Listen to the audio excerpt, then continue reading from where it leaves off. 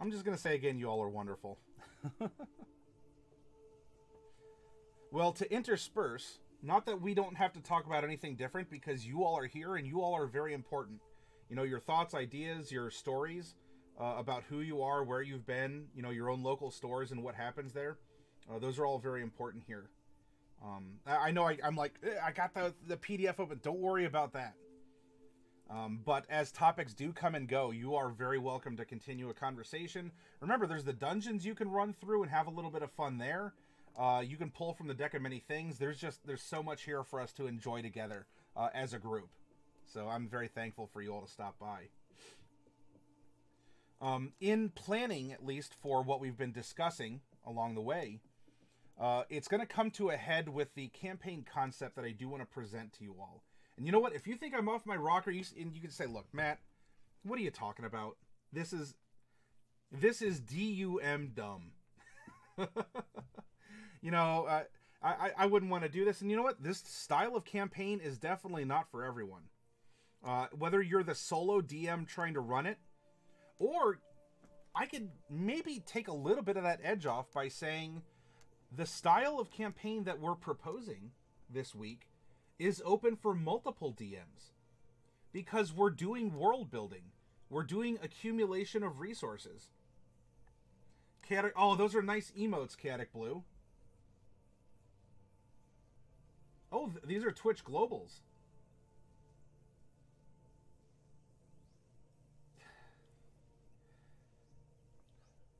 I'm looking at the names of them, and of course I'm rolling my eyes, because I'm like, really? But that's a whole other conversation, I suppose. You're off your rocker, just laying on the floor, flopping around. I am no better than a Magikarp right now. I only know Splash. Well, no, it's not the emotes that I rolled my eyes at. I'm just like, when I moused over them and it told me the name of them, I'm like, come on, really? We know what they are. You could just say it. You could use the word. Yeah, exactly. But they're holiday, even though we know exactly what they are. There's a comedian that was talking about offensive terms, and when someone when someone says, I'm not going to repeat the exact joke, but I don't know, if someone instead says crap, right? So there's a nice PG-13, right? Maybe a little impolite, but whatever. But instead of saying crap, someone says, oh, C word. I know there's another one. There's context. Well, and as the comedian pointed out, you're just making me say the word for you if you put that there. And that's rude. You might as well say your own word, because that's what you want to say. Don't make me fill in your word for you. And so when you see that, it's well, I mean, it's not the end of the world, but it's well. It's not that. It has been folded into Christmas, but it is originally pagan in origin. I mean, a lot of what we celebrate during Christmas is that in origin. But it has sort of become, it did the fusion dance with the spread of Christianity into Germanic barbarian territory, and the culture of the Celts, and we can, and we go further and further into old Norse mythology. In order to sort of reconcile cultural and religious differences, there was a bit of a fusion dance of custom and culture and dates.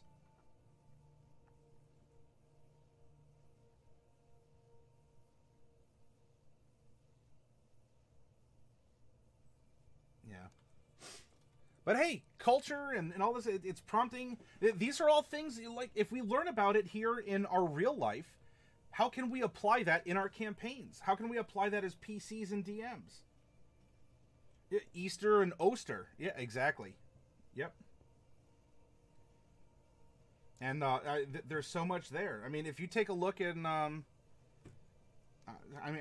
look at the Legend of Krampus, or as it's known, there are different names for it in other parts.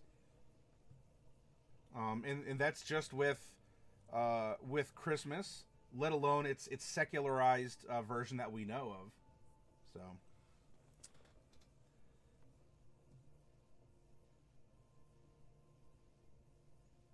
Oh yeah, there's so much expression in culture when it comes to holidays and the like. In fact, that could even be an element of something that we bring up in the campaign. You know, when we come to the different islands, different cultures, different religions that are going on, different festivities where something might be more accepted, or something might be more taboo that is accepted otherwise. And if you don't know, you could get in big trouble despite being able to do the exact same thing just a day before.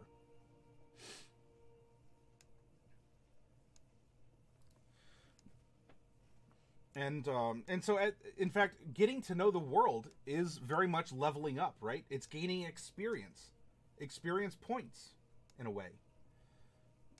And so for a campaign that is about travel and culture and growing and learning and enriching yourselves monetarily, culturally, etc., all of these are very valid points.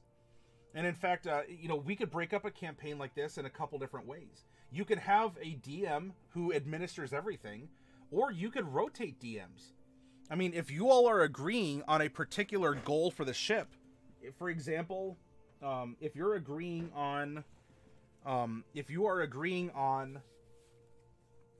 a budget, right? We have a month to make 10,000 gold to meet our budget. How are we going to do it? You can shift around DMs, and or you can shift around your crew, right? With the basis of our thinking that the captain is an NPC or a DMPC in a way, if you want to look at it that way. The captain may go on missions every now and again, though the majority of the time you're probably going to look that these away missions of a sort are going to be conducted by at least a couple of the officers, and then probably some of the standard crew. And what that can allow for you as a player is to actually have a couple different characters. And you could do a grab bag for who you run, or, you know, you can structure it in such a way as a DM and say, okay, so this mission is going to involve the ship surgeon and the first mate as officers. And then the three others of you, I need you to choose one of your crew members, not your officers. I mean, so if we pretend there's 5 players, right? There's technically an officer. There are 5 officers for the 5 PCs. They all have their officer character, but what if those same players have 2 crew members? Every time they go out, and you could level them up differently, right? Because they get different experiences, they get different exposure to things. So you can have a fun mix. And you may not play the same character, even in a closed at your dinner table game. You may not have the same character or the character interactions as you do this every week. You're all still members of the same crew, and you can develop different relationships as such. But one week it might be, Bill's turn to play the ship surgeon, and it could be Teresa's turn to play the first mate. And then for the other 3 at the table, they get to choose which one of their 2 crewmates that they want to pilot along with those officers in order to go on the mission that the captain explains of, go to the land and secure this rare herb that we need in order to make poultices for the sea, you know, in case someone gets injured. And that is your week's adventure. And so the surgeon and first mate go out because the surgeon would be really good at medicine and the first mate's really good at smiling and looking pretty.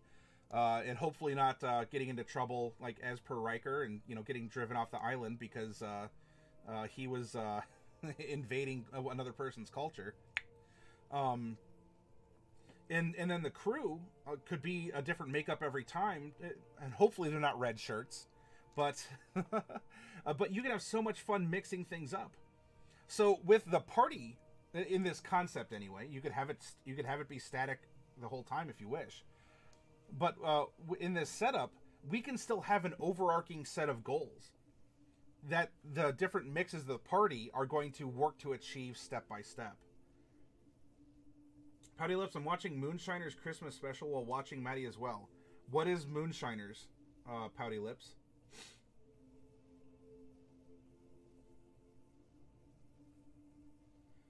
DM's dropping some history about the Yule log, or as Twitch calls it, the holiday log. I was thinking about religion in RPGs the other day. How often we call religious NPCs priests or bishops, and we use the terms gods and goddesses. Why not another term? I agree with you, GM Vault. I mean, we use it because that's what, something we're familiar with, but we could restructure it in any way, and we could make up our own terms or go from there. Blue says, GM Vault, a lot of in-world churches have specific titles within clergy, depending on which deity. Yes, that is true. Daily at Pouty Lips, I'm writing the sequel my party has requested for the Storm King's Thunder. I've gone crazy. I'm up to 122 pages. Ooh-wee! You have been a busy boy, Daily. I know you've been working on it, but it keeps going.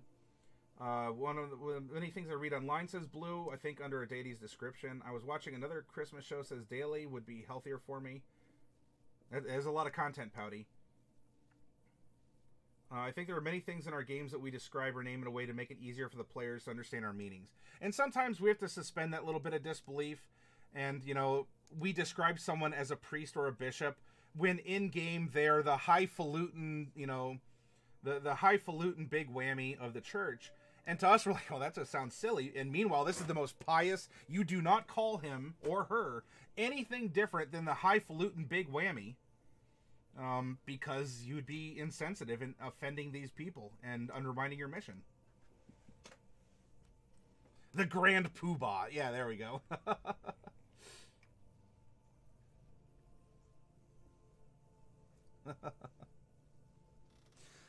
So, as we're telling this overarching tale of our officers, and as they get a crew and as they grow, there's a couple ways that we can look at our level goals for the campaign.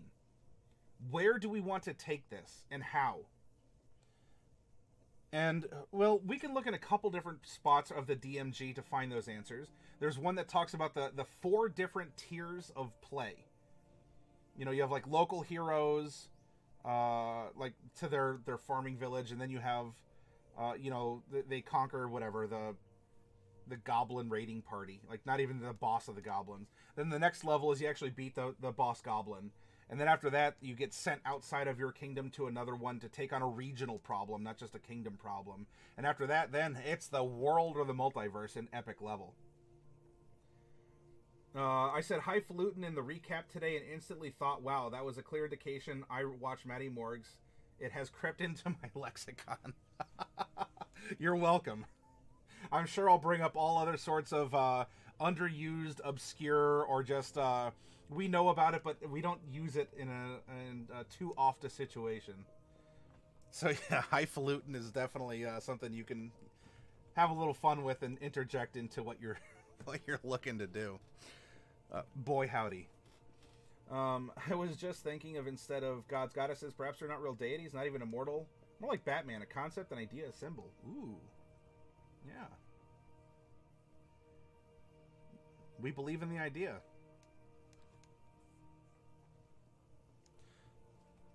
Now, a big indicator here, I'm not saying this to break away. You all continue having these thoughts. I love them. It's not unusual for adventurers, especially after 10th level, to gain possession of a castle, a tavern, or another piece of property. They might buy it with their hard-won loot, take it by force, obtain it in a lucky draw from a deck of many things, ooh, or acquire it by other means. And then when you do so, of course, there's maintenance costs, and you can build from there.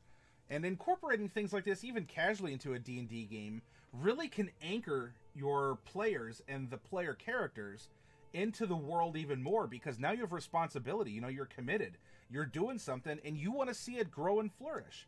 Not just your one character that's alone in a dungeon, but now you are an economic center for a town. And so here, phase 1, we can say that this would be levels 1 to 10. Phase 2, so after 10, this would be 11. We could probably go to 16. And the reason I say that is because phase 3 would start at level 17 and go to 20. And I say 17 because 17 to 20 in 5th edition, this is epic level. Many of us are used to epic level taking place after 20th level.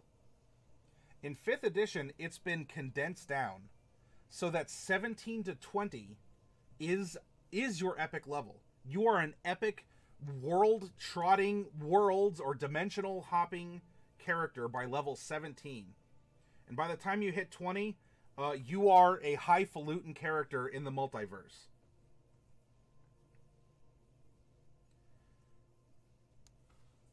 I mean, will 5th edition ever go beyond that? Maybe. Time will tell.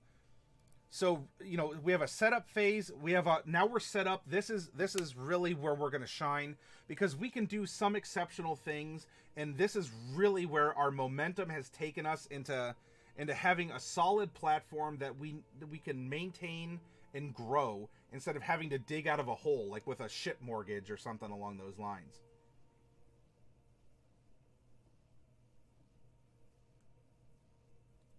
Tooth Fairy, Queen Goddess of the Fae.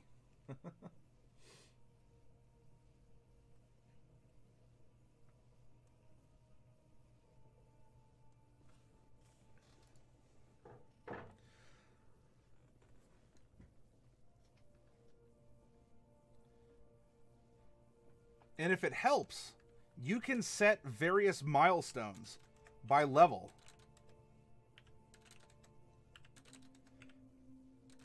And how long does it take you to reach each one? That's completely up to your group and how much time you want to spend in pursuing them. I mean, really, a party doesn't really get started until 4, right? Everyone has had their chance to get their 3rd abilities. At 4, that's when you have your first bit of growth beyond character creation. I mean, there's a lot of ways that we can break this down.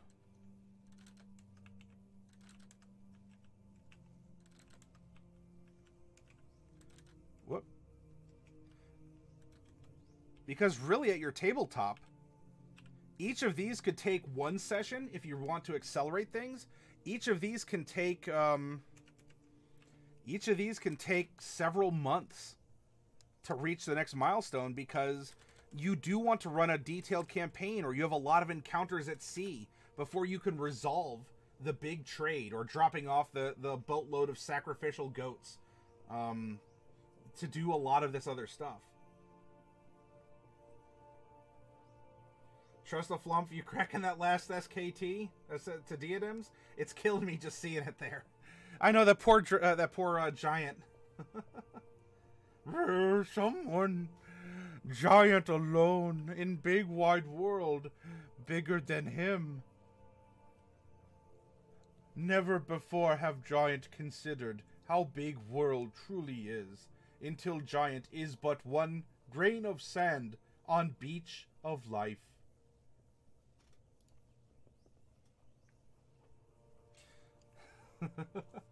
So early in phase 1, I'm thinking that our captain and our officers are going to start out. Look, you're level 1. You're going to be swabbies, right? You're going to be under another captain, and this is your chance to learn and prove yourself to an already established captain and crew. I mean, unless you want to run a more primitive environment in which you're learning how to sail the open seas on maybe the first big ship that has been made in this society, and it's all brand new. And you know what? That could be really interesting and inviting in its own way. Right? To be the first ones to sail this kind of vessel, or the first ones to ever leave coastal waters, right?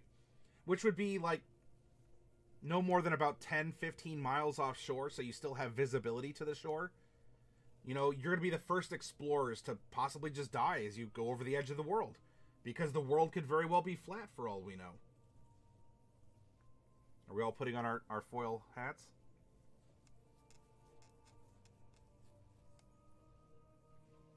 Diadems.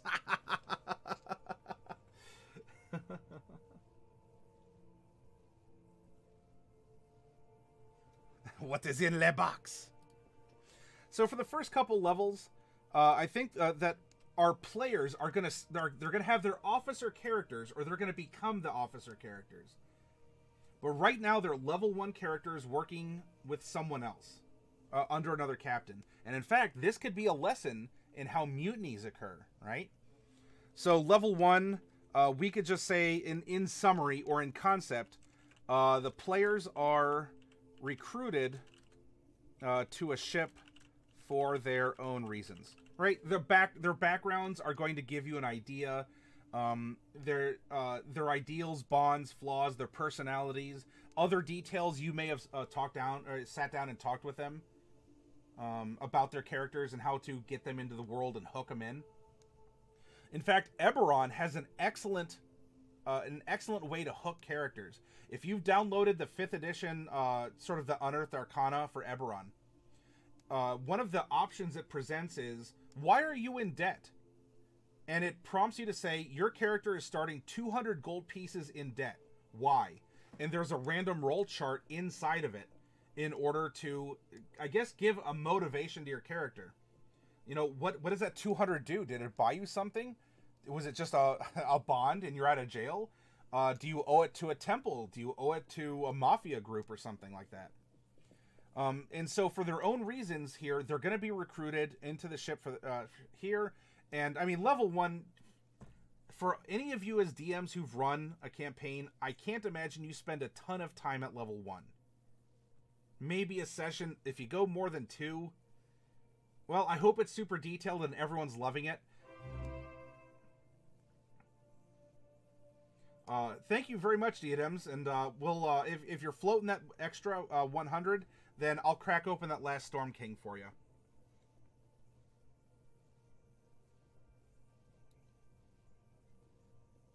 Daily, I'll meet someone behind the channel afterwards.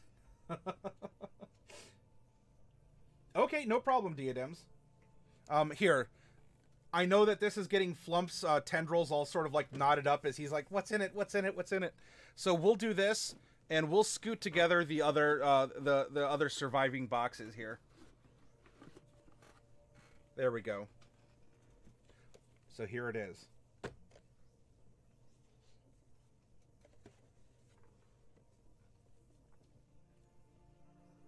In fact, you can just barely see the flap right here. Now that I'm pointing it out, you can't unsee it.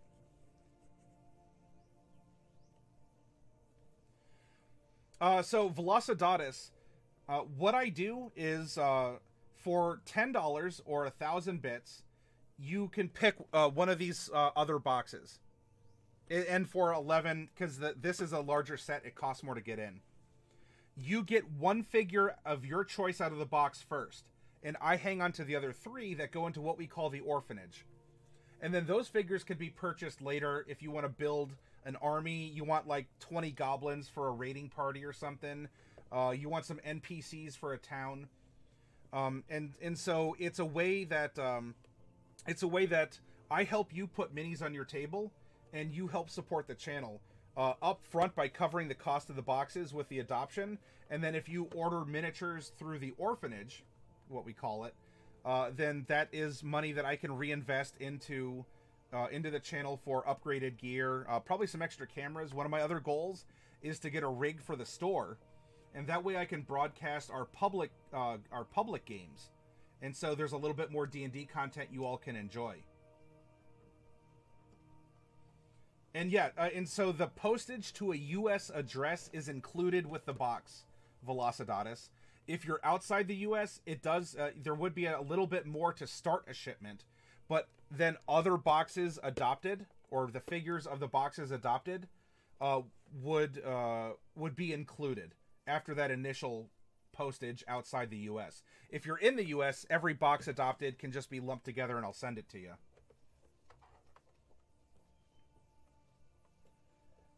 You know, when you open it, you can just PM what's inside to goad Flump.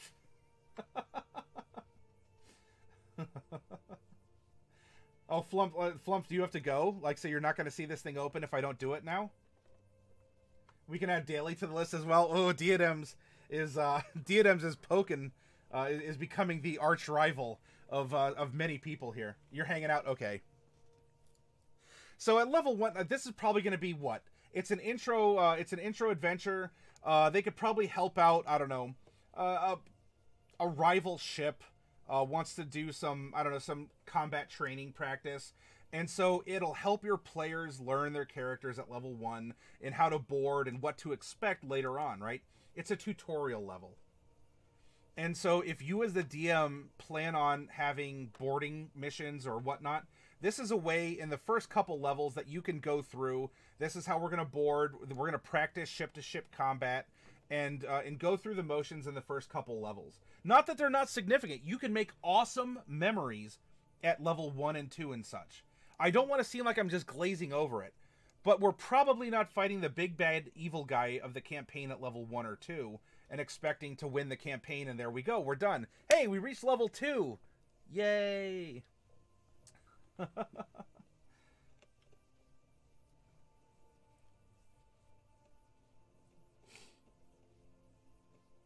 He is the Brad Pitt, and I guess... Oh, I'm Morgan Freeman. I'll have to work on that voice a little bit more.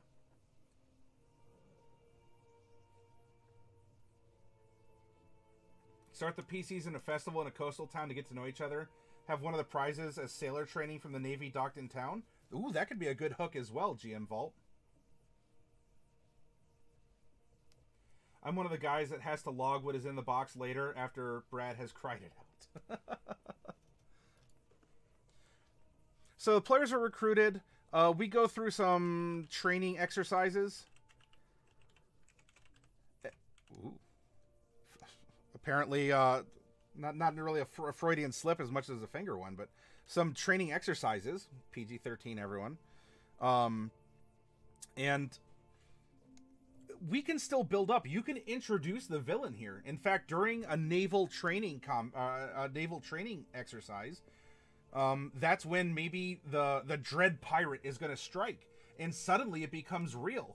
And now the new sailors are being given commands, and they only just learned how to load the cannon or the ballista, or they only just learned what the mizzen mast is. And here the captain and the other officers are calling for them to to man it and rig it and unfurl and weigh anchor and all this other stuff.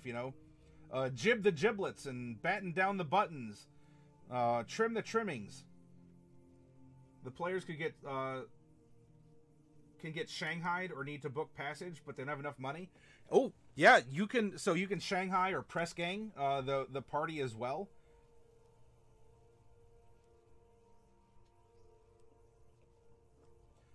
GM Vault, I overplan in my worlds. I can name every NPC and shop in town along with rumors and hooks. Oh wow, yeah, it's a living world up in here. Training exercises, and I don't know, say training exercises go wrong.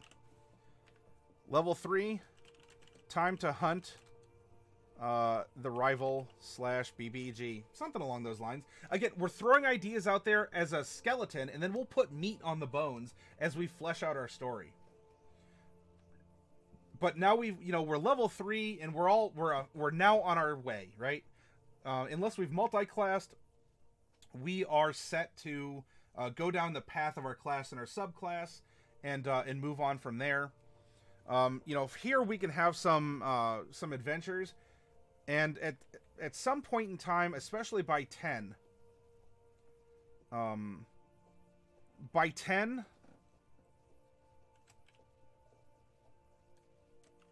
we now own the ship.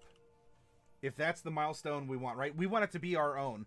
We are now going to be the officers.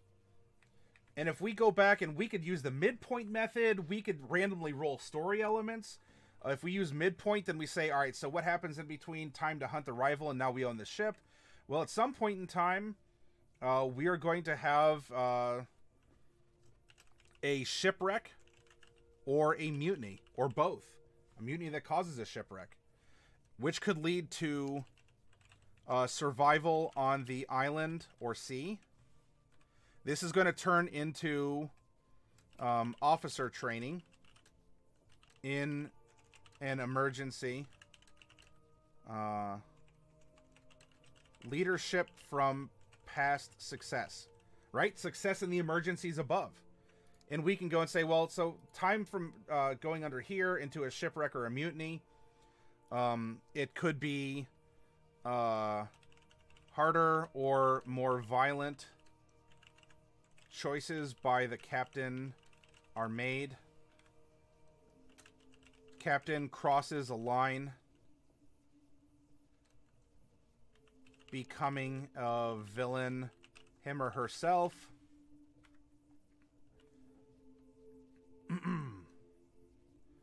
And then we could have some sort of like a standoff between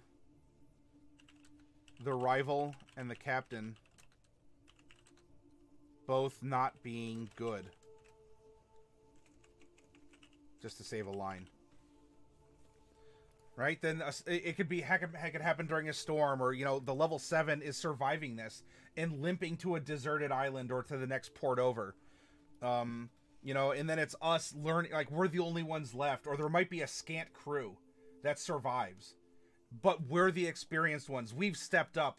We've led the rebellion against the bad captain. And so now we have a damaged ship, probably a smaller ship. We have a damaged ship and a little bit of a crew who does look up to us as leaders. And now that we've hit 10, right, now we own the ship, as per the suggestion in the DMG, that this is about the time when adventurers start owning property, right? Shops and ships and castles and keeps and wagons and you know, maybe flocks of sheep or herds of cattle or horses or something.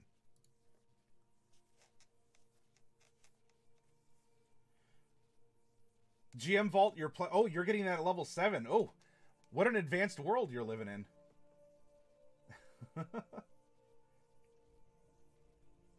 Maddie's players are level 6 and can barely afford a room at the inn. That's true, but at least I'm taking care of y'all in another fashion, right? I mean, you are getting the penthouse suite. No owning sheep, though. Okay. Just goats.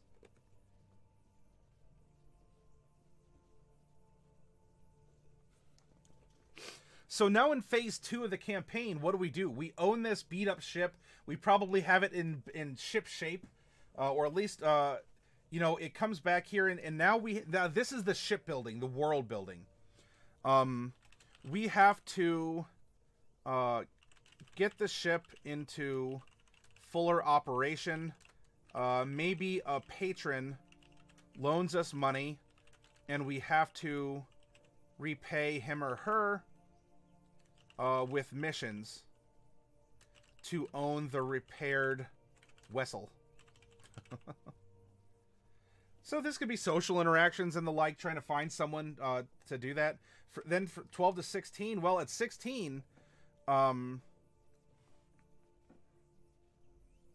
even, dare I say, a little bit earlier, you know, even by, I don't know, if we go 15, we pay off the ship and look for a buyer as we upgrade due to our increasing wealth and successes, as well as acquisitions.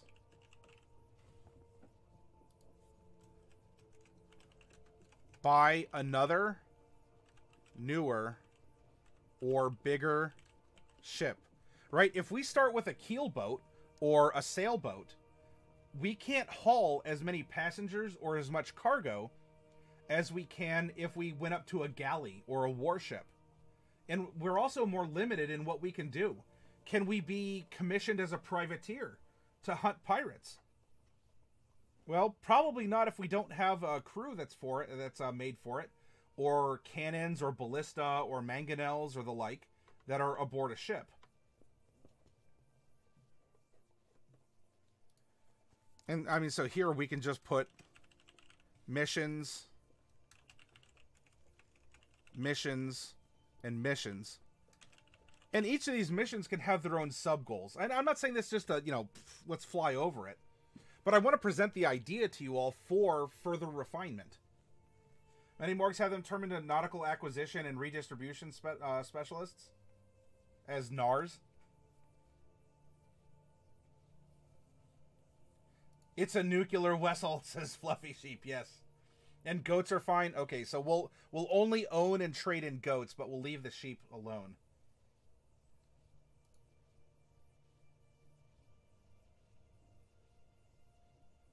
And GM and Blue, I am reading your back and forth. I may not be narrating it, but I'm following what you all are saying. And in this case, you can make that decision. Do we upgrade our single ship, or suddenly are we in the position where we want 2 medium-sized ships instead of 1 large ship, or a medium ship and 2 small ships, right? But that's going to bring us into our epic levels, at least as the I was going to say the ossifers, as the officers. Remember, in the proposition I'm making to you all, these levels are more or less for the officers of the original ship. The crew that got together originally, survived the mutiny, survived the wreck, and has built a reputation and this trading empire. Meanwhile, you can run in the same world you've been building this whole time, but you can have fresh characters. In fact, you can even say that once one of your crewmates gets to level, well, it'd be a level 11, you promote, because by the time another PC would get to 11, presumably your original ones have just acquired another ship for the fleet. And so now the crew that was aboard the original ship are now officers, or at least some of them are officers aboard the new ship. And we keep building and growing and building and growing from there.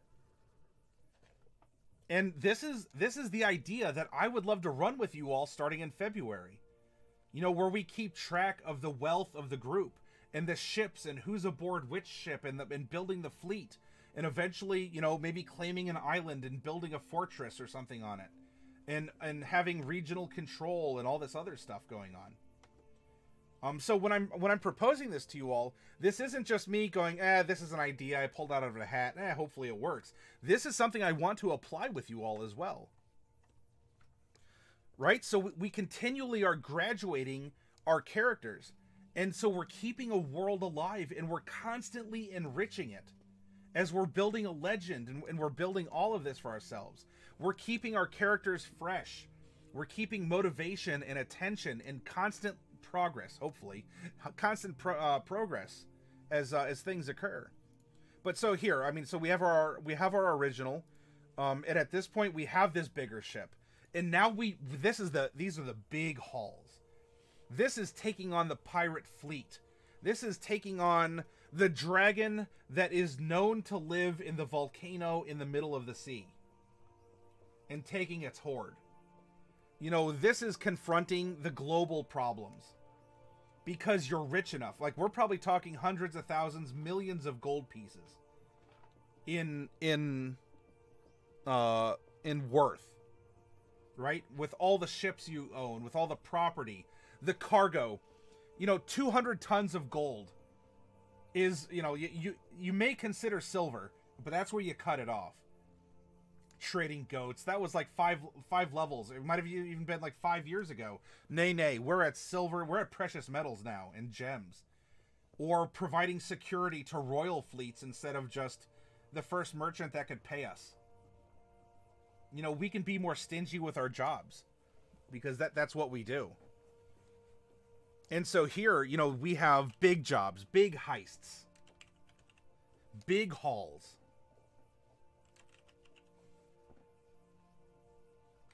You know, this is building renown throughout the world, not just the kingdom. Oh no, you're going to go to far distant ports. Your ship, by this point in time, is probably going to be customized. It's going to be super unique. You're going to have an extremely well-maintained crew that knows how to do their jobs. And you might even be able to pay this crew, like a basic crewman, like 5 gold a day. Because they're just that darn tootin' good.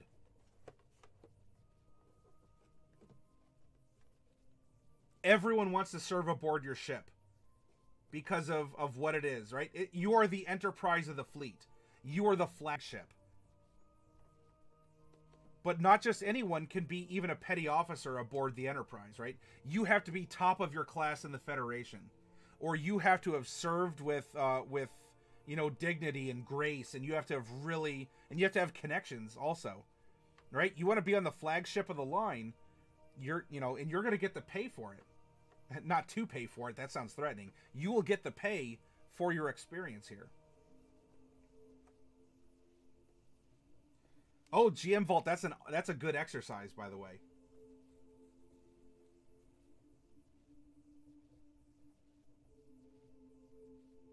Oh, wow.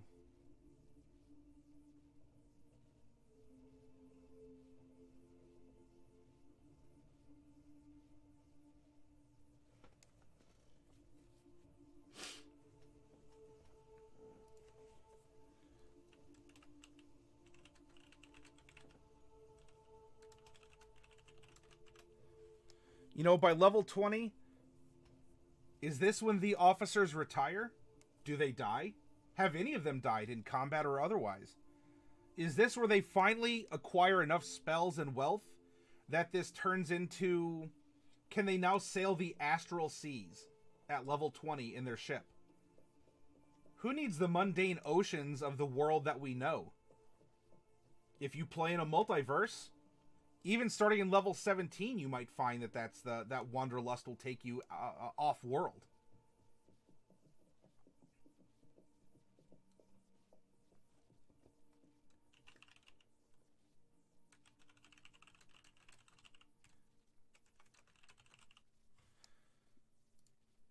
And then we move into... I've killed off more NPCs than they've killed baddies, says GM Vault. Oh, wow. So you really pulled on the emotional, on the heartstrings there, GM Vault.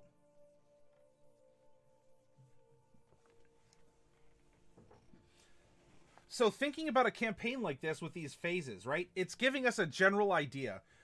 We're going to start off as... We're swapping the deck of kind of a leaky, it's a good day if it stays above the water kind of a vessel.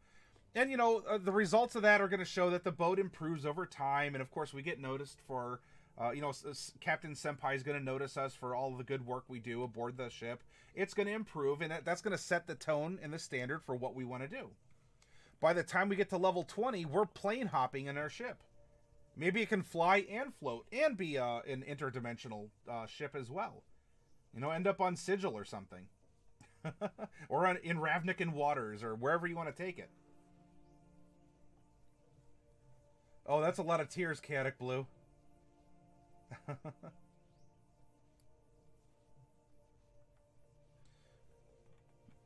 So, with the overarching plan, well, we're not going to shift gears entirely. I'm going to pop this box, though, to finally sate the curiosity of what's inside. But I want to look at the setting which we have created. And what I'd like to do is now go over how can we extract adventure ideas. Whether it's a one-shot for the week, or we want to plan out the entire milestone as its own adventure, right? And so every milestone is an adventure that can be short or long, but once the adventure is complete, everyone levels up as per the milestone system.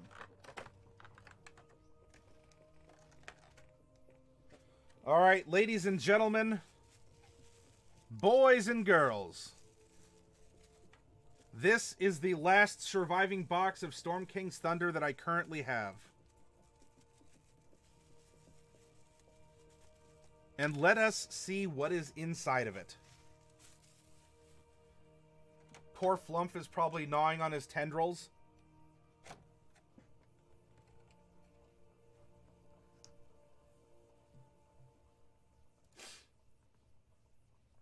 All right, we're back up at the top. And so, Diadems, this is what is in your box, good sir. You are starting your adventure in Storm King's Thunder with 2 sprites. One with a sword and one with a spear. You have one of each sprite in this box.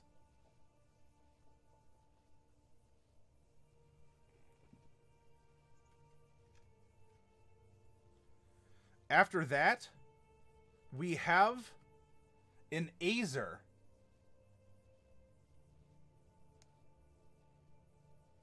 Got some wild hair, huh?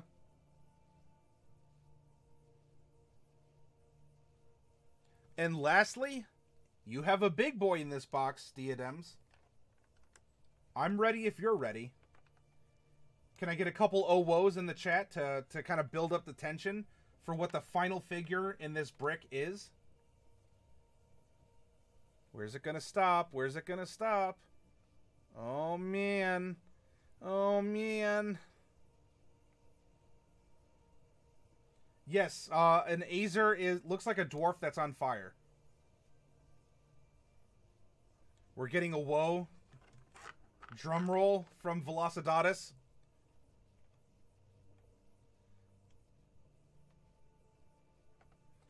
And, Diadems, your figure is a cloud giant with a scimitar.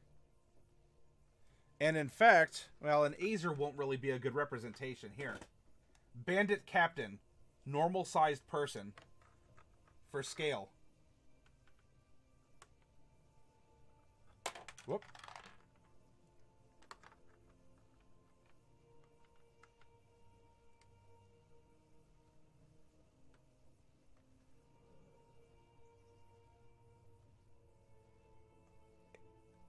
A cloud giant with a scimitar.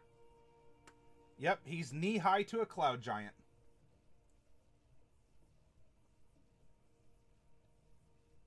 And if cloud giants wear their tunics regimental here, our bandit captain is in for an interesting treat.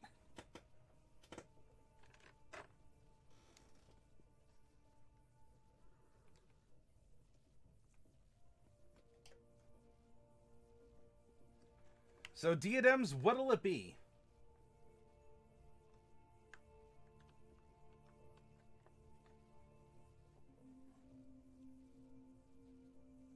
Diadems is going for the Azer.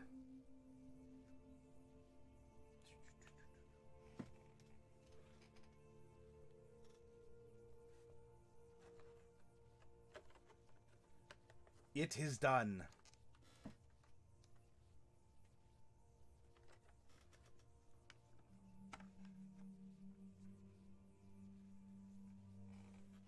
That's true. You did pop the cloud giant with the spear. So you did have this version of him. Can't go wrong with people who are on fire, says Velocidatus.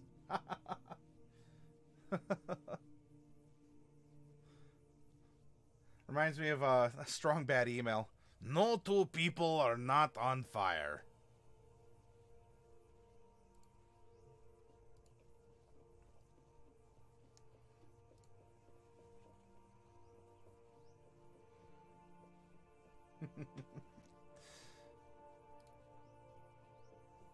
Yeah, there we go, Blue. You got it. Oh, that's our tracker. Oh, and you had said something earlier, Chaotic Blue. Should we decide on what kind of ship we are first and go from the plot hooks? We already did decide that, well, as we were developing the crew, we decided that on what the ship would end up being. And that was going to be a warship. And we went through some makes and models, and we decided it's going to be an ironclad frigate made by dwarves. So you can actually go and watch that creation process. It's on YouTube, and you could probably still catch it as a VOD if you wanted to watch it on Twitch. So with our setting in mind that we made, right, we generated a basic culture and kind of an economy and a religious structure to the 5 islands, which we then mapped out in Wonderdraft. Okay? We have our 5 different islands, their 5 different cultures and economies. Yep, no problem, Blue. Hey, I'm glad you asked, but hopefully you see that we're solid and we're taking this step by step, so we're building to something of great height, but is still solid, right? It's still built up and it's maintained and it's supported. Got to work tomorrow? GM Vault, it was awesome seeing you again, sir. Thank you for coming by and hanging out and sharing your wisdom and your stories. It's always a pleasure.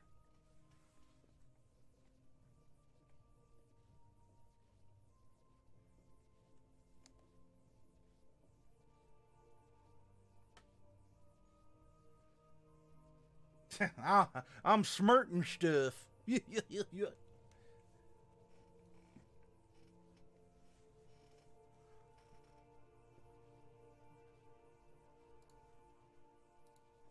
I done did, gone, and went, got learned.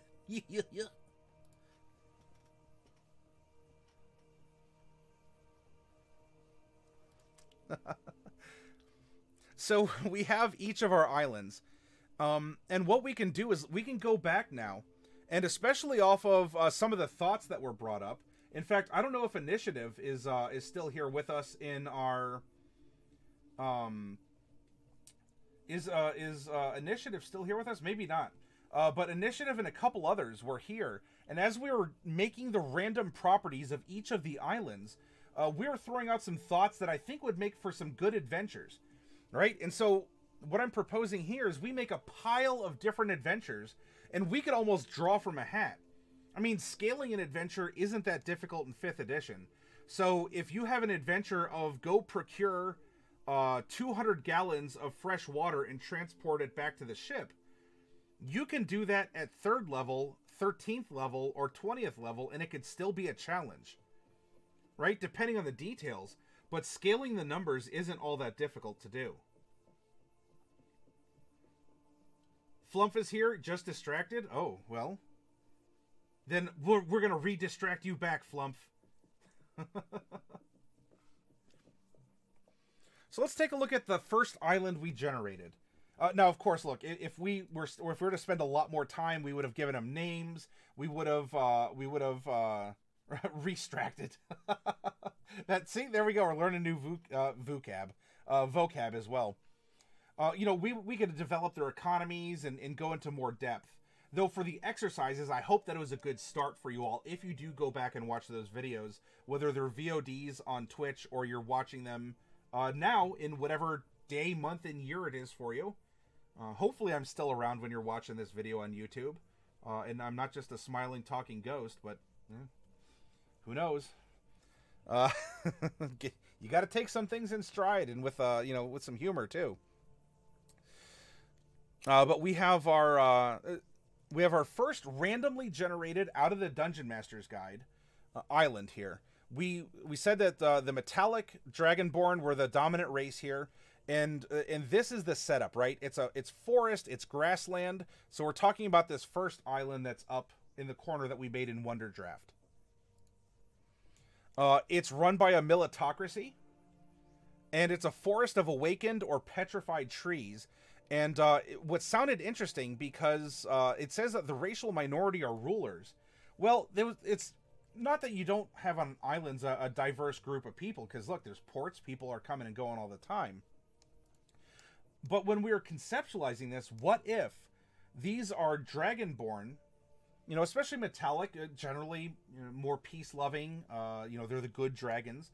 They retreated here in order to become one with nature, to really go back to their roots and not be this advanced society that's above everyone else, but to rejoin with, you know, the in a grassroots way, very literally. What if the awakened trees are the rulers of the island and the dragonborn are serving them?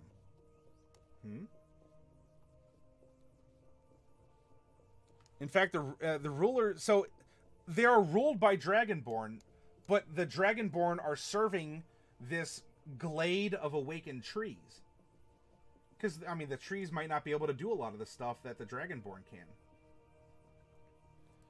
Right? There's some sort of a grand temple that's a religious temple. In fact, that could even be the grove of the trees. You know, so this is very nature heavy. We can involve the Feywild. We can involve druidic circles. There's so much that can be done here. This could be, you know, if we're looking at things economically, this could very well be a breadbasket island. This could be a source of lumber, or at least traditional lumber, to the other islands. Because not only does a great forest grow here, due to the natural magics, if we as DMs are permitting such a thing, they could grow trees rapidly. Like a grotto even? Yeah. And it's known for a great hero or a savior of some kind. Who could that be? We didn't really talk about it, but you know what? Having this as a possibility can lead to always more and more adventure. Other ideas. Finding out something about the great hero or savior could be a mission in itself. To find a relic. To escort the sarcophagus of the great hero as it tours one city to the next in sort of a constant loop to allow people to gaze upon it.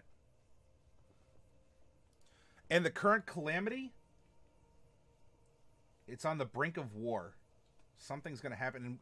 And isn't this something where we get the chromatic dragon born on the next island over, right? The forest and swamp island. But we'll get to them here soon.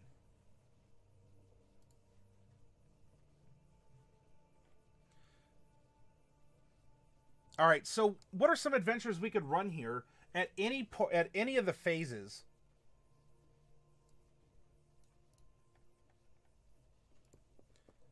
So here's an economic.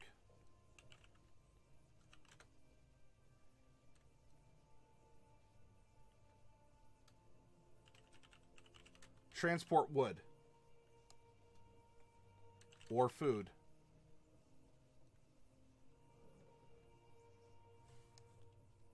Transport/trade. Wood or food. Livestock. Remember, well, I told Fluffy Sheep that we wouldn't be doing anything with sheep, so we'll just say goats instead, as we're playing Settlers of Catan. Deliver rare medicine from one island to the other? Yeah. You know, we have all these natural herbs. So livestock, medicinal herbs. I hear a lot of islands are legalizing that these days. Military goals. This could be... I mean, there are some that are universal. Fend off pirates, stop a sea monster from attacking. And I don't want to downplay them, but these are ones that you could possibly encounter everywhere. But military, there could be a rogue... a rogue ship is assaulting local ships and must be stopped. Yeah, sheep, I very much agree. Maybe they need weapons brought in for their war, or maybe like metals that they don't have access to on their island. Yes, Chaotic Blue. So I guess instead of economic, we could even put export. Or, if we're looking for an import, weapons, metals,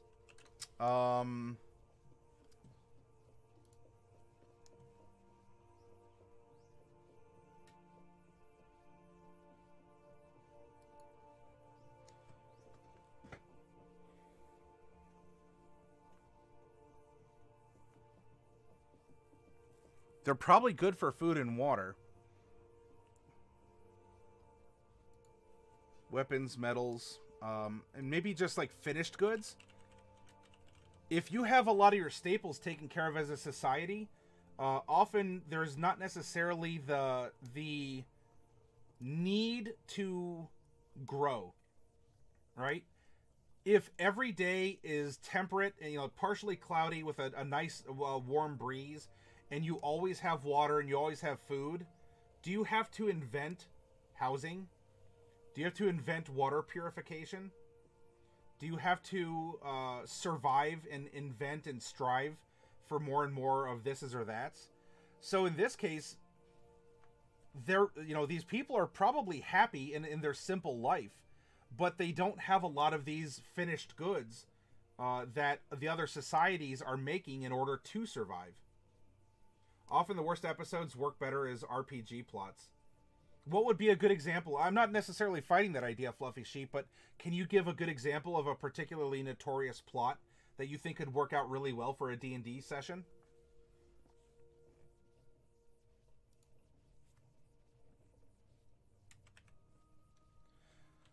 Social.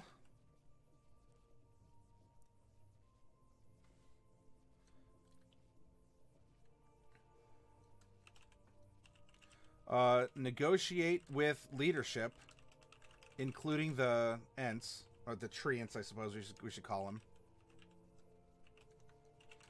for access to special living wood, right? If your ship can be made out of living wood, can you imagine what that would do to the repair bills of your ship? If it could over time regrow any damage it's suffered? Wouldn't that be interesting? Mind Flayer stole the science officer's brain. Code of Honor, Spock's brain, symbiosis. Are these episode titles, or are you just talking in general? If they're episode titles, then I can't say that they're necessarily coming to mind, Fluffy Sheep.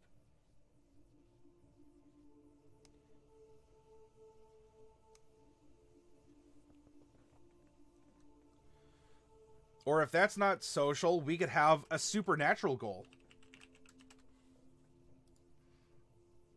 If we have a militocracy, the racial minority are rulers, there's a religious leader.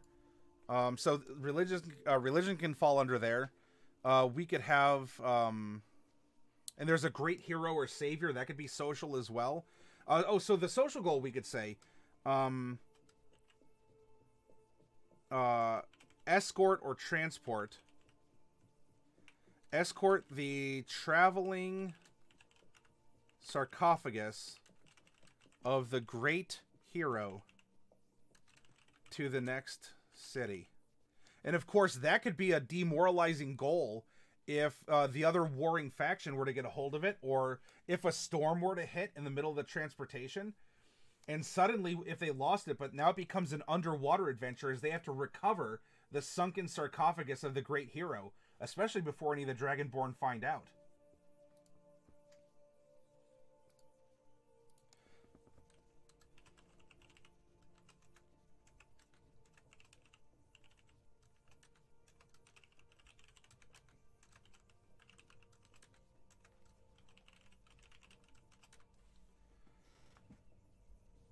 Those are titles? Okay. Maybe they want to spread the trees to other places so we could transport seeds? Yes, Chaotic Blue. Something has gone awry. The Crimson Narwhal, the medical vessel, has begun pirating on the open seas. What could have happened to cause such a wild change of pace? Ooh, yeah. A known medical ship suddenly has turned... Yeah, has gone rogue. Or the Rouge ship has gone rogue. Hey, giving corny titles to missions, kind of, you know, like episode titles, I'm totally for that. The Rogue Rouge, something like that.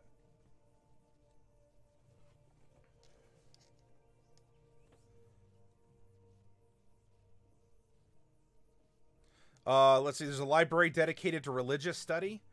So we can add import. Because we can do cargo, that's import-export, or we would have passenger considerations. We could have pilgrims, scholars,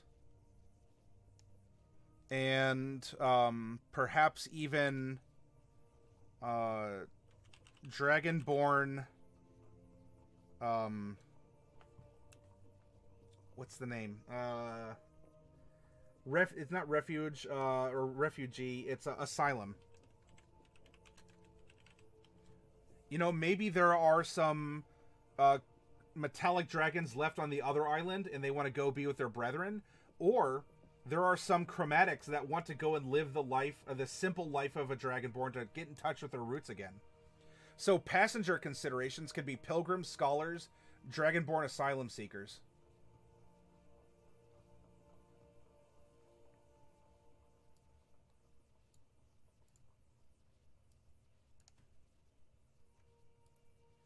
And you know what? We can come up with a dozen for each of these, and it might be interesting to throw the ideas into a hat and pull them. That would be a good exercise as a DM. In fact, have any of you? I'm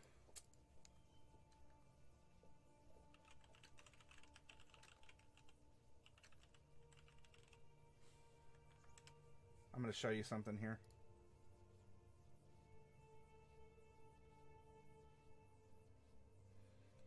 It hasn't been updated in a while, but if you haven't seen this, I would highly encourage you to take a look at it. All right?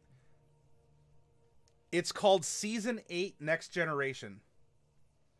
These are, in a Twitter format, a quick 1-sentence or 2-sentence pitch of episodes for Season 8 of the Next Generation here. So, for example... The Enterprise plunges saucer first into a temporal wave. turning everyone into babies. Will they turn back into adults by episode end? Yes. With the addition, Data becomes a baby too, which is explained through some complicated slash fake math. It's worth it to see baby Geordi and Data causing trouble.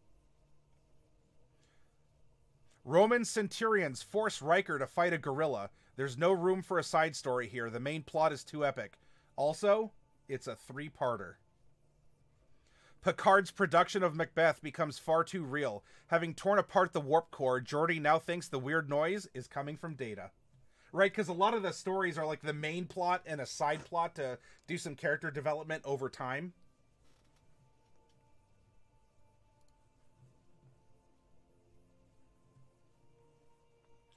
Worf guides Picard on a perilous Klingon captain's safari. Geordi and Data are near death after stealing and eating an entire wedding cake. Q imprisons Riker in Data's debut novel, The Werewolf Wolf, the tale of a wolf who's bitten by a werewolf, based on a drawing by Geordi. A Ferengi attracts the Borg towards a colony he wants to loot. Riker's replicator catchphrase, steak, for mouth, hot, needs work. Hey, Imagination Studio. A holodeck error populates the Enterprise with Ice Age beasts. Barclay gets trapped in the dividing hallway as the saucer section separates. See? These are all adventures you can just pitch in two sentences. I mean, here, we're not necessarily going for lulzy stuff. Not that humor can't occur. But you see how easy it is? Do not let this intimidate you all. This isn't necessarily difficult to do to create fun, compelling, humorous, or, as GM Vault and Chaotic Blue were talking about, very dramatic encounters. Wes gets his amber collecting club trapped in amber. Picard's end of episode speech segues into a meandering rant on turbo lift etiquette. I don't want to play any of these, but I want to watch them even less. But Wesley's nanobots are dying, filling the Enterprise with gray sand. An hour into his wedding, Geordi realizes his bride is a hologram. Come on. You wouldn't want to do that, fluffy sheep?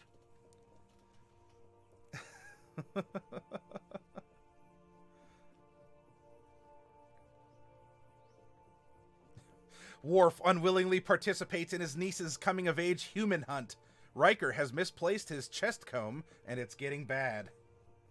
Anyway, so, look, if you can laugh at it, it's not going to be intimidating, and I hope that all of you do feel empowered to get involved in this kind of a thing.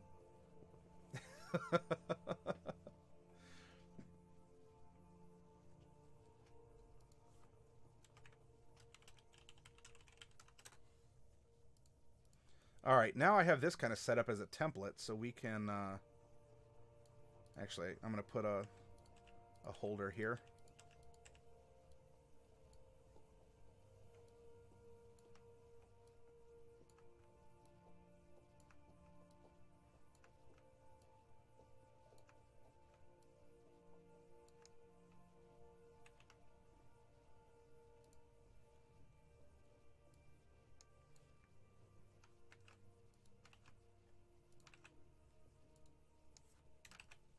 There we go.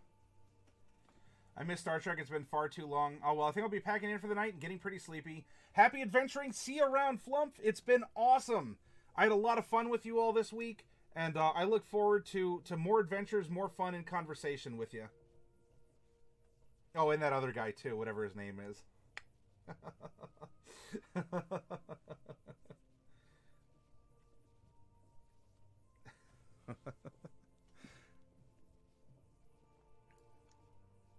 All right, let's go over to the other Dragonborn island. Yeah, Fluffy is very skilled, so only one jump could very well do the job. Be well. It's good to see you around. All right, so here we have a bureaucracy as a government. There's an intact obelisk with etched historical lore. There's a tension among the Dragonborn. It's ruled or controlled by a powerful monster. Ooh, what kind of a monster, huh? The population is mostly wealthy. There's also another great hero or savior. In fact, this could even bleed into the other island. In fact, it could even be, right, we come to social. The hero is contested to be chromatic instead of metallic. The true identity needs to be put to rest, right? Each of the islands are bickering perhaps over the same hero, saying, he's our hero, he's our hero. You know, wabbit season, duck season, wabbit season, duck season, back and forth. The population here is mostly wealthy. So if we look at what we made, right, it's swamp and forest. I mean, I put mountains there to kind of as an example. There can be a mountain. There's, you know, just we could put a mountain or hills. We have hills and such. They might have some metals and clay. If we're thinking about this in Catan terms. But what would a place that has a prominent, like a saltwater marsh and a forest, really need? Well, we could also be looking for particular metals, metals. There could be a problem with fresh water, right?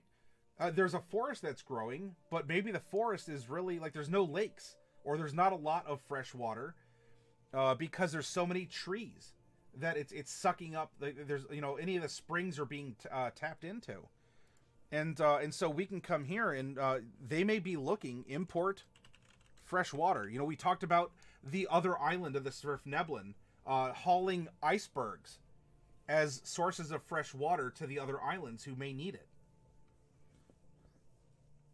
Freshwater metals. And also, if they are going to be in war with the other Dragonborn, weapons or armor.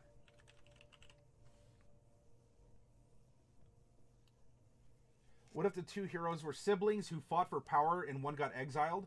I like your idea, though. It makes sense for Dragonborn. I was just reading up on Dragonborn, and they fought over the nature of their deities. Got pretty bad. That could be it, too. In fact, maybe the history records were altered. There very well could have been two brothers who were supposed to bring the metallics and chromatics together.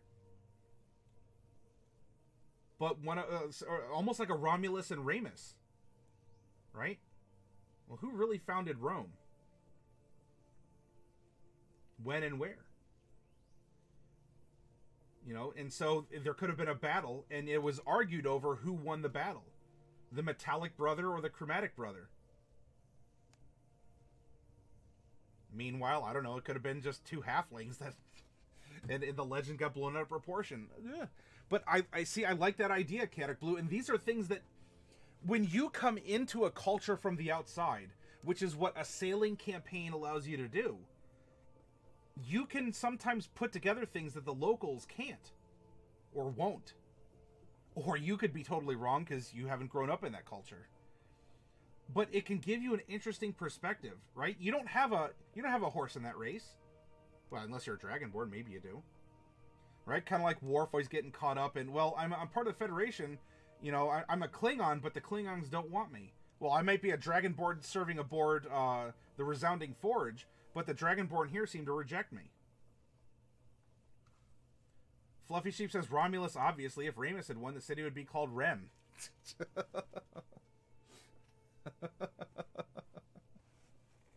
I like that name better, though.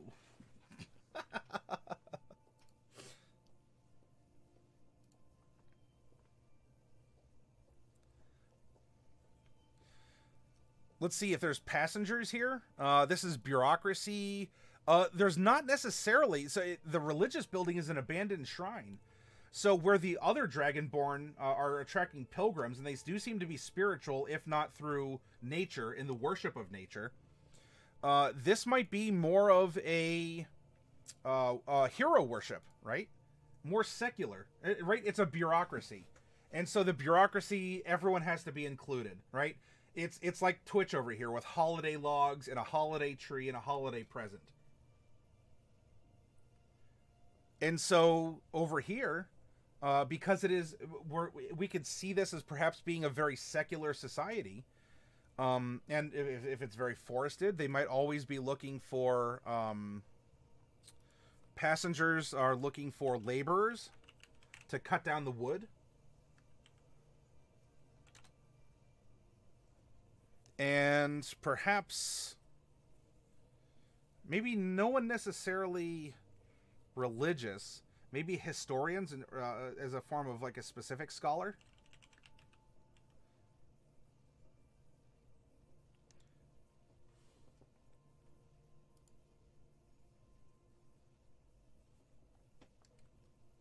Rhodium, I was there 100 years ago. They were brothers, and it was all a ball game. Oh, Last Airbender. Yeah. Got it. Good call, Blue. Right? Supernatural. Discover the entity that is controlling the government. So at least the metallics are overt. You know, the metallics are the government. They administer it. But the trees are providing open counsel. Here, the chromatics are ruling in this bureaucracy. But there's a monster of some kind that's giving the orders to the various departments. But it might be set up that it's coming, you know, one department is issuing to the other. And that could be the case, but it's through a medium of some kind of powerful monster. A beholder? A gibbering mouther? That could be interesting. Through just a lich that has existed. Or even, dare I say, one of the brothers that was killed, sort of like as Blue had brought up. You know, has come back as an undead, as an intelligent undead of some kind, a ghost or something. This could be a patron of a warlock faction, right? A great old one, or a fiend, or maybe not a fae. That might be more of the brother island or whatever. Yeah, Blue. It could just be either a pretty face or it could be a magically enhanced pretty face. You know, manipulation.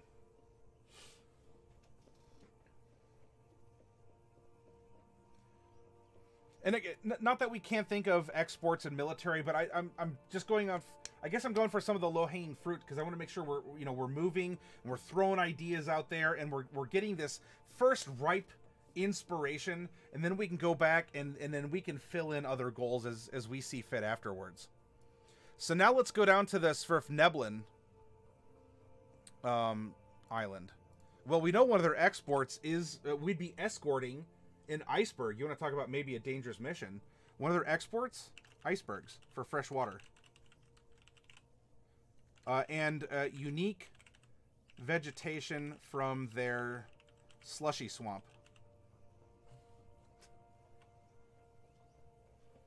among other things. They live in harmony. Though there is an illegitimate ruler and civil war is simmering, kind of heating up this Arctic climate. There is an important tomb located here. And as we were talking, it could actually be something or someone frozen. I know this is going to get back to Airbender. Frozen inside one of the ice blocks. Oh, we can reference some magic cards and some other concepts too. Uh-oh, there's a suspected vampire or something equivalent infestation going on.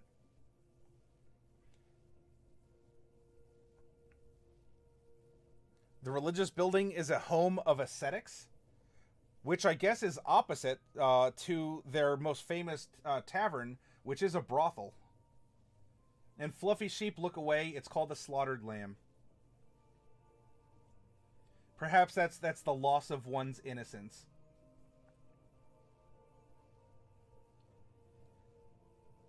Would there be some sort of underground volcano to make the ground warm enough for a swamp?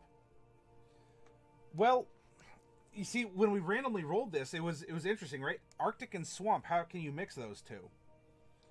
And you could have something along those lines, Blue. Or as we were thinking, because there's like a core island, which, and then there's, you know, it's in an icy area, so you have all these icebergs, and they're sort of like crashing against each other. Chunks are falling off, and it's creating like a super like oxygenated, churned area of cold water and ice chunks. And so there might be a special vegetation or special wildlife that lives in this icy, or this slushy of this swamp. Yeah, hey Katie, yeah, frigid quagmire. Fluffy Sheep says, stop slaughtering our young. Well, you're gonna have to talk to the Svirfneblin about that, Fluffy.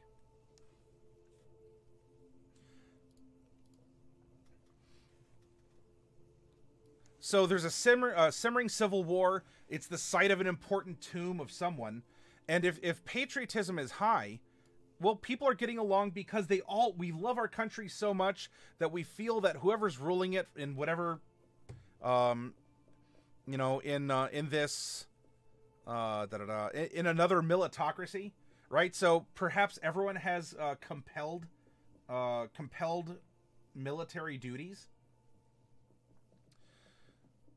So a simmering civil war could be very bad and unstable, or destabilize the region. Because another export that they would have would be, digging and tunneling engineers. Because they live in these tunnels in the icebergs that are all sort of like flowing around, and they're connected by bridges and all and so we have this sort of floating semi-mobile island made of icebergs kind of all connected together and sloshing around.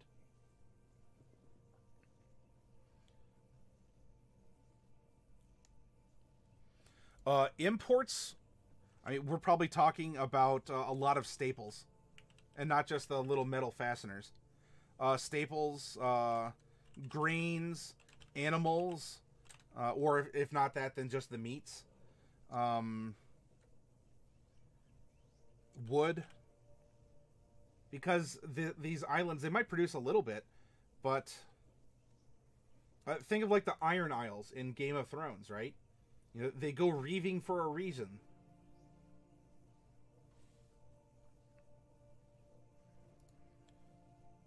This is a militocracy. The military, again, you could be a weapons dealer. You can be, you can bring in people who could help their navy with icebreakers and the like. Yeah, we've got the meats. Yeah, that's the SS Arby's pulling into port, huh? Something supernatural. They discover who or what is frozen inside the central ice column of the entire island. Passengers. So it's a home of ascetics. So this could be philosophers, hermits,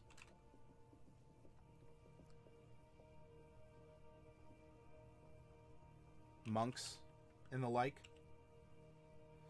as well as people as laborers going in or out, right? As people have been, as the Svirfneblin have been hired to go to another island for an engineering project.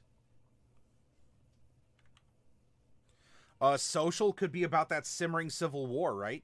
There's an illegitimate ruler. Help resolve, or I guess help quell the simmering war, or escalate it by picking a side to back.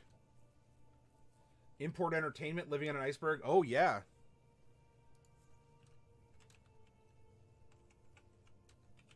Entertainment. Especially because they do have, I mean, look, it gets pretty cold on this island. So can you blame them? I mean, we technically randomly rolled everything, but can you blame them that their main tavern has entertainment on the second floor and above?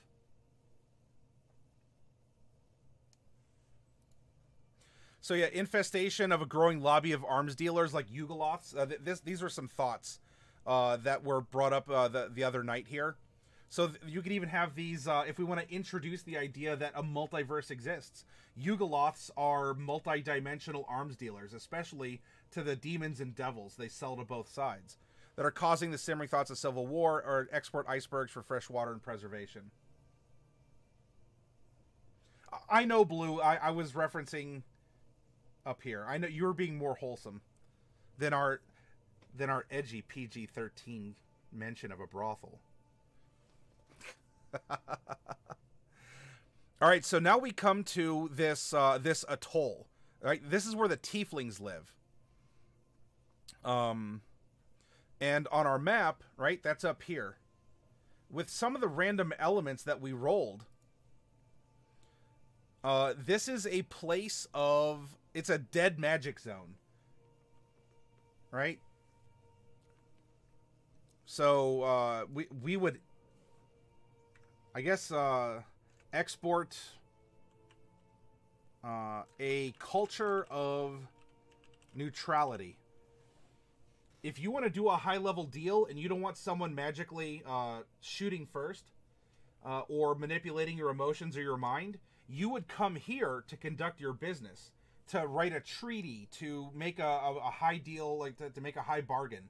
Because magic inside the atoll, as we were conceptualizing, just doesn't work. You know, maybe it's the coral that's that was built up, or it could be just, I don't know, it's on a ley line or something. Where magic is getting sucked back into the world to be distributed elsewhere. So an export could be tourism. This culture of neutrality. Everyone is welcome here because we will cater to everyone, and everyone is equal here. Just because you're a magic user doesn't mean anything when you visit us. Everyone is a person. A lot of locals are tieflings, but everyone's a person. Oh, gambling here. Passengers. Gamblers. Negotiators.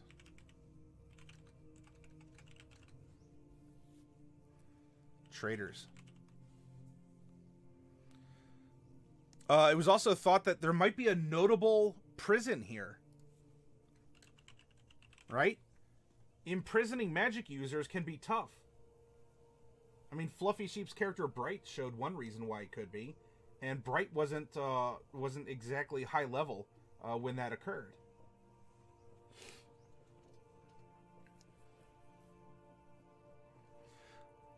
Imports goods or services due to lack of magic. So it could import, you know, it's kind of narrow, and really the central island is what it has. So it probably has to import food and other services like shipbuilders. Exports animals and maybe even minerals, right?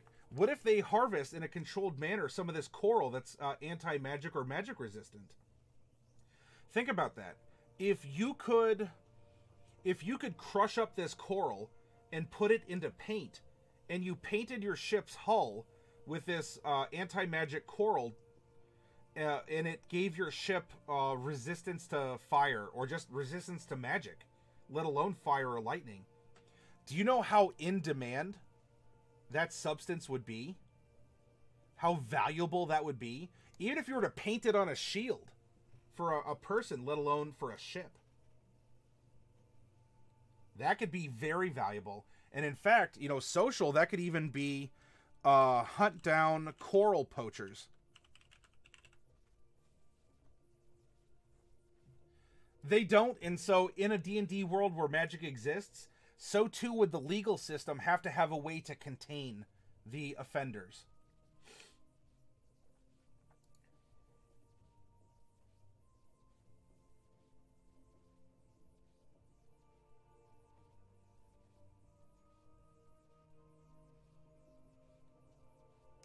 Or cultivate the coral. Yeah. Oh, hey, Ars Fantastica. Good to see you, sir. Welcome. Or cultivate the coral near the other island nations and ruin their magic. That's true. That could be a subplot. In fact, Supernatural. The atoll can be discovered planting their coral strategically in order to proactively defend themselves against the other islands.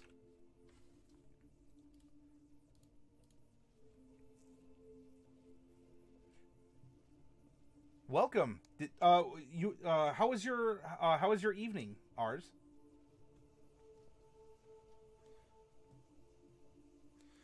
There's a library dedicated to religious studies, so passengers could also be these could be the ascetics from the other island, but you can get pilgrims again who want to test their faith. I want to remove myself from the blessings and magic of my deity. I'm going to go here where my faith will be tested because I will not be receiving the powers of my patron. Well, that's warlock speak, but of my deity. Oh, is that the Matt Colville one? Ours.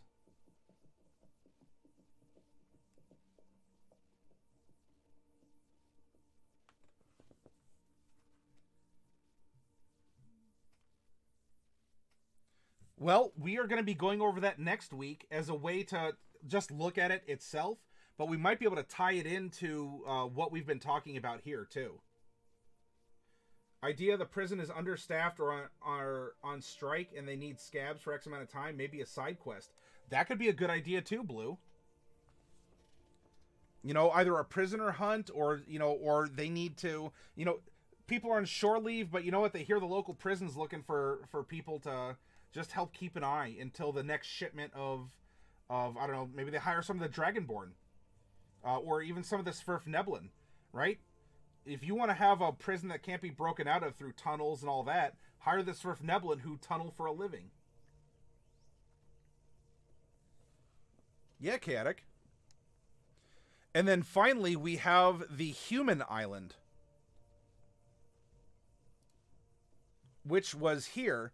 And how we were able to fuse swamp and forest together is this is a big mangrove swamp or a big mangrove island that has just accumulated, you know, dirt and sand and whatnot over time as the mangroves continue to grow. And so all the residents live in the canopy of the mangroves above the water because there's not really land to speak of. There's sandbars. I mean, there's probably some land in a capacity, but the majority of the land probably can't be trusted. I love the concept that the only real difference between a paladin and a warlock is that one of them has a dad and the other has a daddy. Yeah, a warlock has a sugar daddy for sure. Katie. The Fluffy Sheep says the prison can be taken over by a monster. The players must defeat the monster without the prisoners getting killed or escaping. Ooh, that would be a good challenge. Pirates sail into the water to free their captives. Or, you know, their captive crewmates.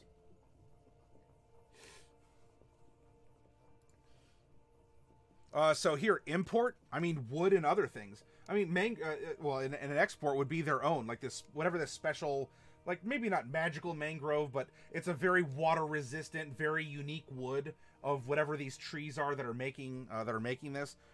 So a unique mangrove wood valued by shipwrights.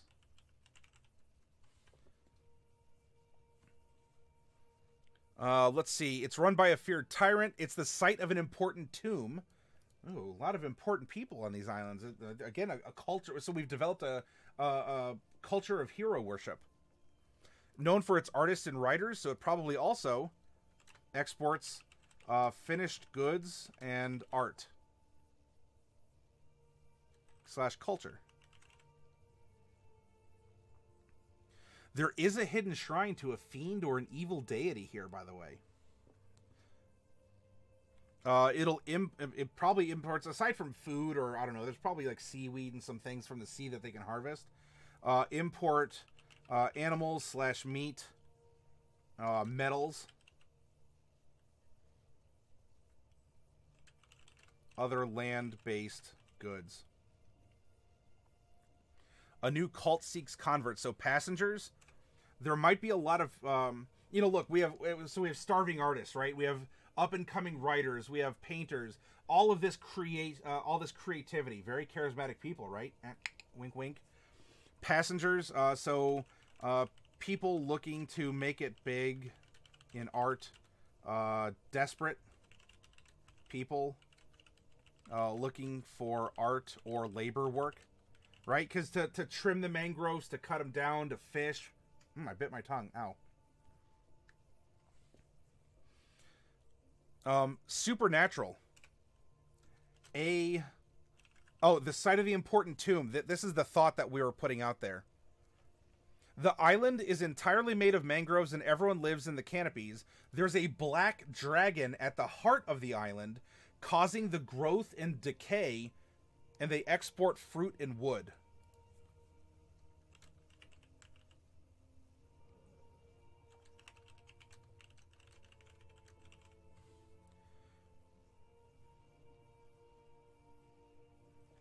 In that sense, maybe this Swift Neblin or the other swamp area here. Maybe it's like a peat moss or like a fuel, coal or something. So a black dragon's tomb is being threatened by a cult worshipping a lich that wants to turn it into a Draco-Lich to continue expanding through the other islands. This would destroy the swamp / mangrove ecosystem, as well as threaten the neighbors. And the reason why, so you say, why a black dragon? And some of you out there might already know, whether you watched the show last night or not. But if you open, hey, we're going to bring up the monster manual. Dragons, as described in the monster manual, have a regional effect where their lair is located. For black dragons, it says, the land within 6 miles of the lair takes twice as long as normal to traverse, since the plants grow thick and twisted, and the swamps are thick with reeking mud. Water sources within 1 mile of the lair are supernaturally fouled. Enemies of the dragon that drink such water regurgitate it within minutes, and fog lightly obscures the land within 6 miles of the lair. And so here, a black dragon is in some sort of torpor, and this mangrove island has grown around it due to whatever the circumstances are. And so with what we've generated here, you know, there's this cult then that is probably run by the Lich, and they're looking for converts into undeath, or, you know, they're looking for some way to expand their philosophy and their territory. Burnt out lately? Stupid car. Oh, no, dude. You've been in a car crash? I hope you're... Like, are you... you don't have to get into personal medical stuff, but are you okay? At least generally? Like, you're not kind of, like, in a body cast or something, I hope. I mean, you're typing really well if you are, but... Oh, have a nice night, Katie. Sorry, I just saw that. Be well, and thank you for hanging out with us. And no, don't worry, Katie. You're fine. You're fine. It's you don't have to apologize. I thought it was fun. It was in really good humor.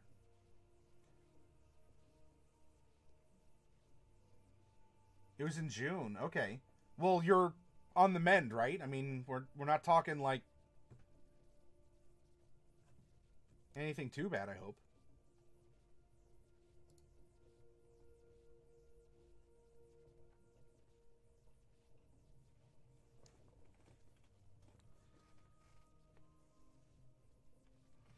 So here, it happened a long time ago, but I've been getting over stupid oh, gotcha.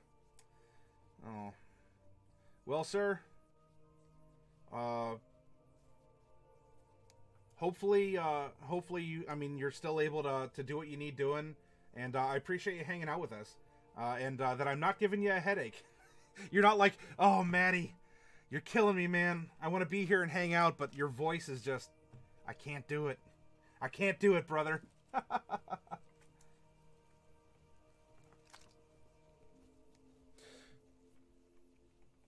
Okay, gotcha.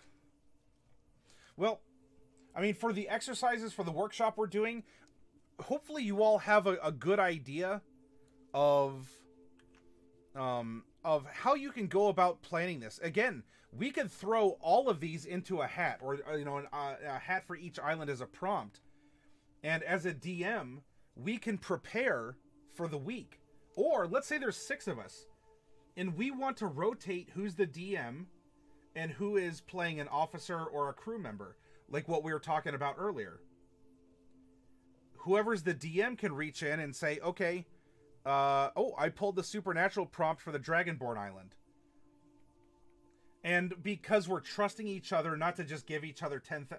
Oh no, we owe 10,000 gold on our ship to pay off our mortgage on it, or our loan. Oh, it just so happens negotiating is going to give us 10,000. I mean, if we've talked about it and we want to... You know, we're doing it for the adventure, and then there's the reward that comes with it. You can even rotate DMs by using this prompt and a hat method. And of course, we're already talking about rotating the PCs among the players. Because every player will have an officer character. Every player will also have 1 or 2 crew members that you can shuffle around and you could level up and you could, you know, treat in a different manner. So when we have a weekly an away mission to go do something, it might be 1 or 2 officers supported by 2 or 3 crew members.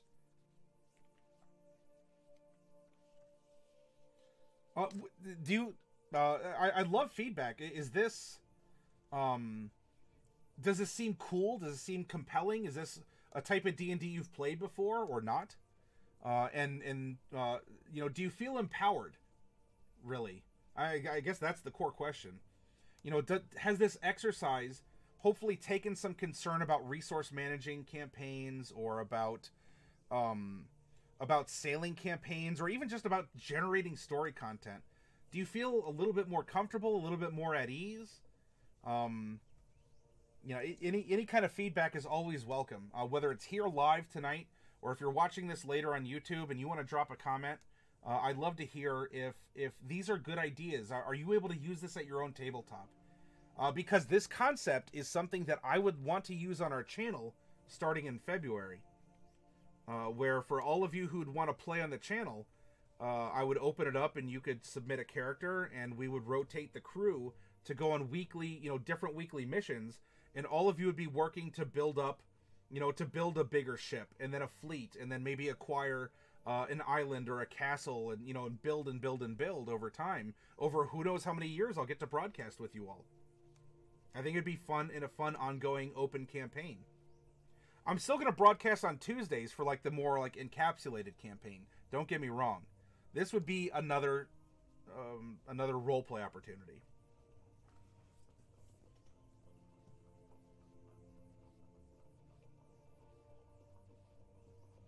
I've always wanted to have a ship as a player, says ours. Well, this would be an opportunity, yeah, because when you empower your PCs as a DM to own property, whether it's a cart or a wagon or a ship, an airship, whatever, it's very gratifying. It is very gratifying. Well, all right, let's take like a 5-minute break, everyone. I'm going to go refresh my drink. And let's meet back here, and we can still talk about this. We can have a good night. If things are slowing down, I don't know if any of you want to give some miniatures a good home still.